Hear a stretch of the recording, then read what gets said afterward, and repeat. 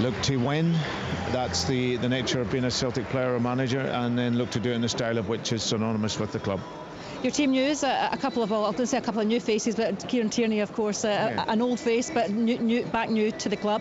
I think fans probably know what to expect from him. In terms of Negrin, though, what will fans get to see from that new player? Other side trailing Hibs at that point. So Dundee 1, Hibernian 2. We do have Brian McLaughlin at the game, and he will keep us right up to date on that one. Earlier, we brought you full live commentary from the Falkirk Stadium. Falkirk 2, Dundee United 2. Dylan Tate and Ethan Ross with a big deflection replying for the home side after Max Waters and Ivan Dolcek had twice given Dundee United the lead. So we've had 3 matches so far in the Premiership. They've all finished in draws. Over the course of the weekend, the Championship produced 4 draws out of 5, the only winners being St Johnstone, and there wasn't a single draw in League 1 or League 2, with 5 wins in each of those divisions. So something of a split in terms of how the games have gone.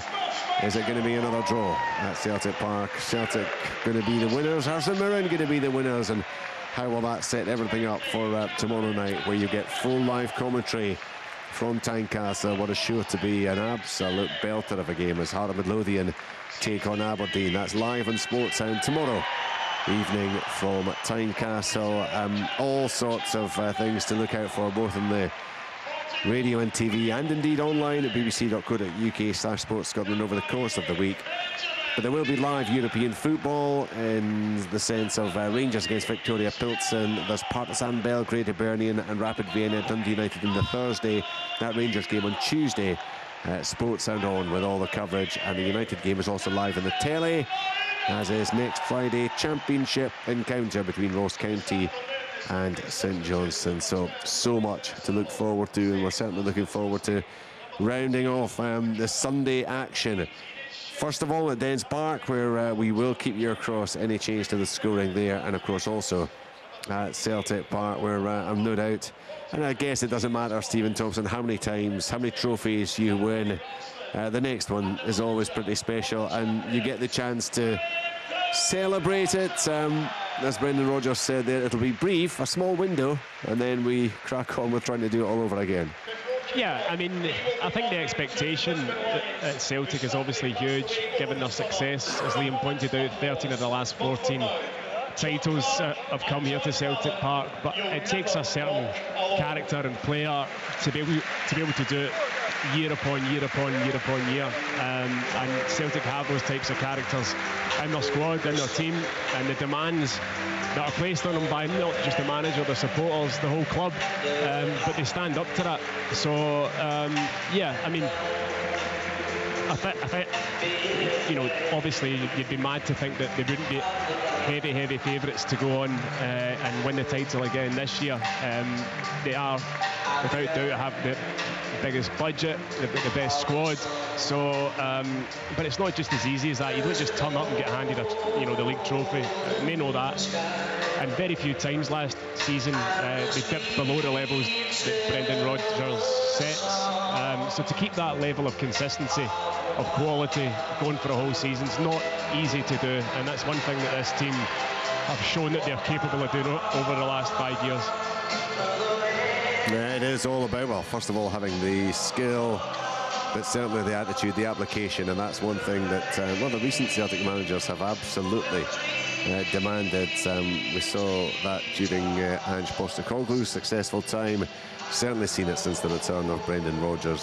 Celtic largely dominant and doing what they have done for a long time now. Can they kick off in winning fashion? Well, you find out over the next few hours. You can hear in the background, you know, they are doing everything they can inside that stadium just to pump it up, just to get the atmosphere going ahead of the unfurling of the flag. A very familiar anthem belting out, Liam, throughout the stadium right now. Richard, thank you. Yeah, there is a absolutely massive John Clark tifo which has been unveiled off to our right. One of the 2 Lisbon Lions who passed away over the summer, John Fallon being the other one. John Fallon, an unused substitute in Lisbon, and they famously got the better of Internazionale to become the first British side to win the European Cup.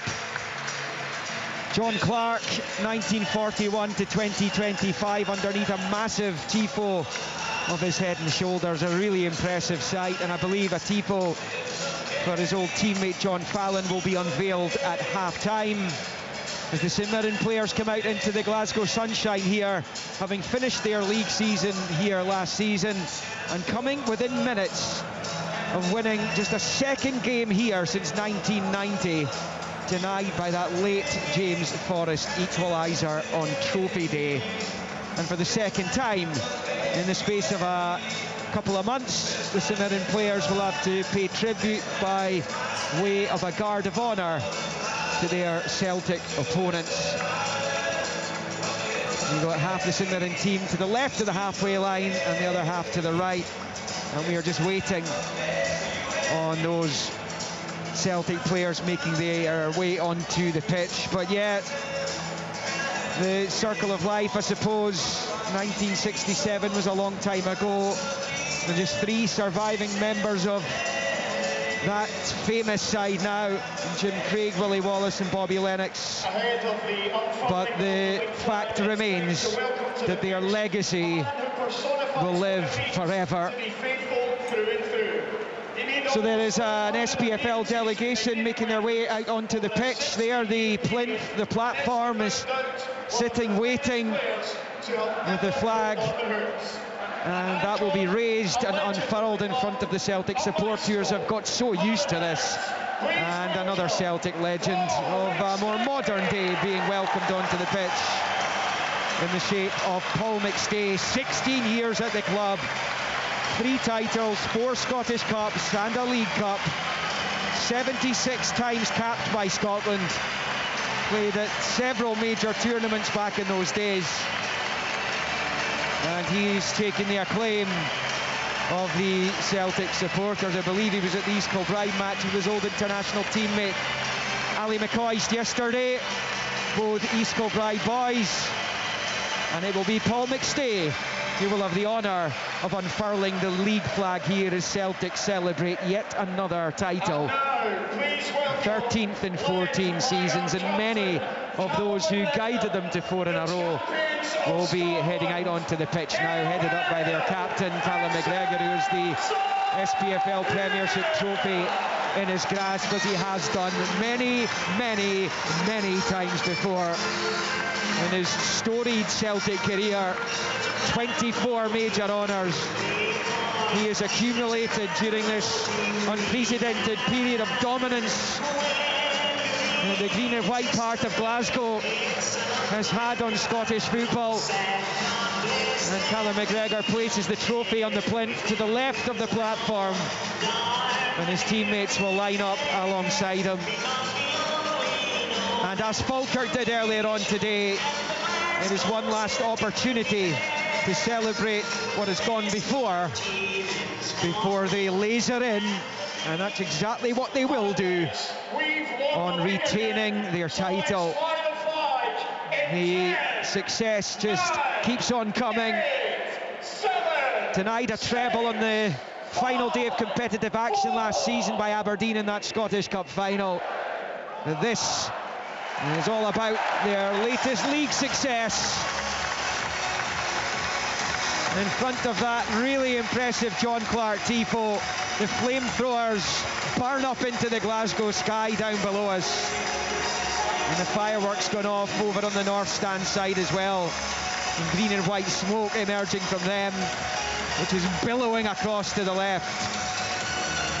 You can see above the North Stand the flags at half-mast in tribute to those who are no longer with us.